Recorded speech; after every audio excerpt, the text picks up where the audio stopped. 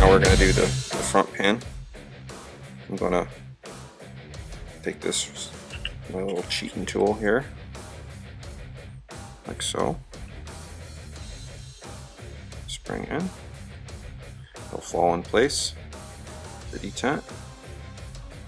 Set right there. You're going to take that. I can turn it. Now the detent is retained. Now I can. This is the tricky part.